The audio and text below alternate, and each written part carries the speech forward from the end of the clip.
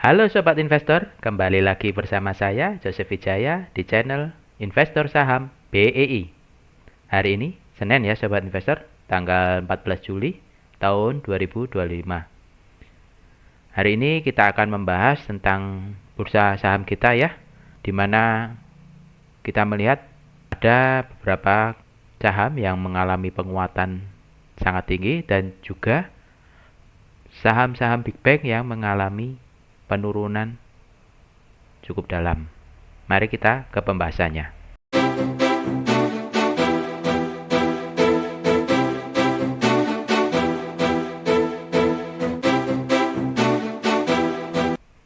Untuk hari ini IHSG ditutup menguat 0,71% ya Sobat Investor.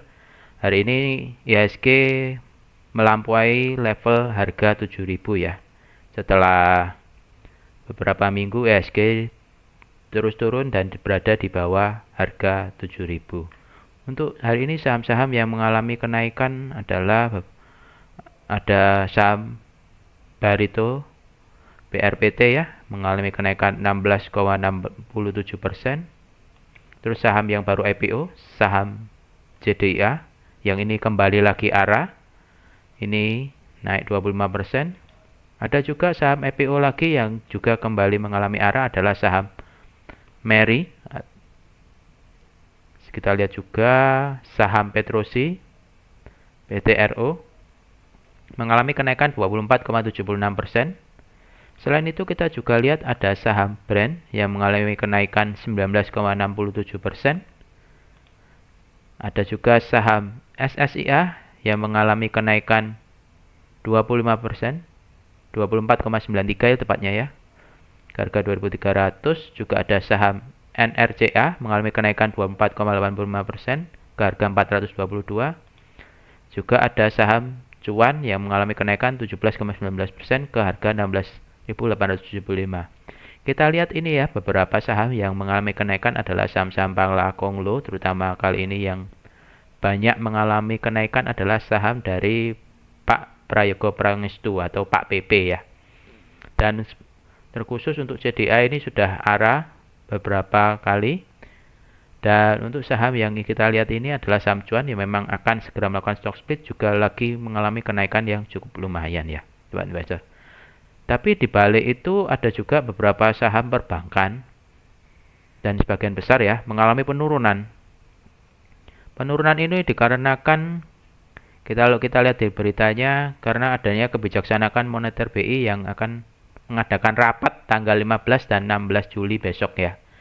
Jadi ini akan menentukan terkait suku bunga akan diturunkan atau akan ditahan. Jadi para investor masih keluar dulu dari bursa saham. Selain hal ini juga dipicu dari pengumuman Donald Trump yang akan mengenakan pajak ke Eropa dan ke Meksiko ya. Jadi ini yang juga akan membuat para investor ini lebih menarik dulu uangnya dari dunia saham, dan biasanya memang saham yang akan terkena dampaknya dahulu adalah saham-saham bank. Kita lihat saham bank ini yang terkena dampaknya adalah Bank Mandiri. BMRI turun 5,63%. Turunnya cukup dalam ya, Rp280 ke harga 4.690.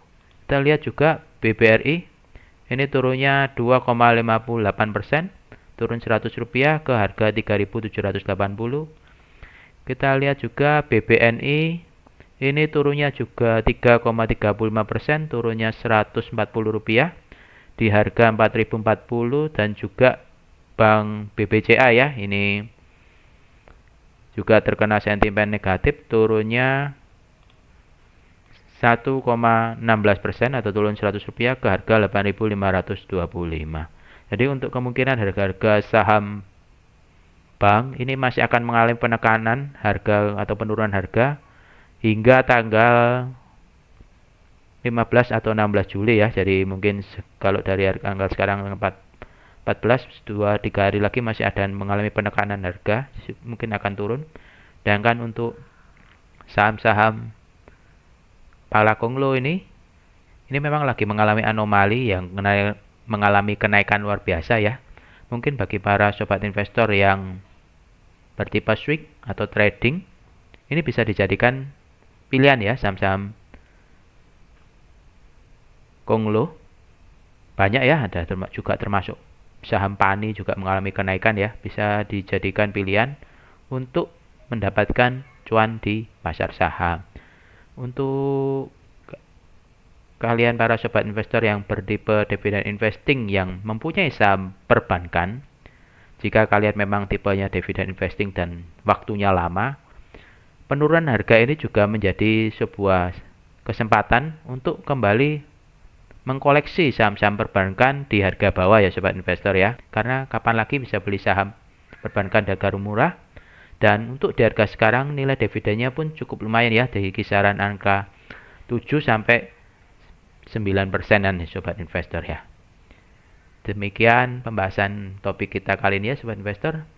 Bagi sobat investor yang masih ada pertanyaan atau mungkin ada request saham, bisa silakan ditulis di kolom komentar. Jangan lupa bantu tekan tombol like dan subscribe-nya ya sahabat investor, atau juga bisa di-share ke sahabat-sahabatnya untuk mengetahui berita tentang saham.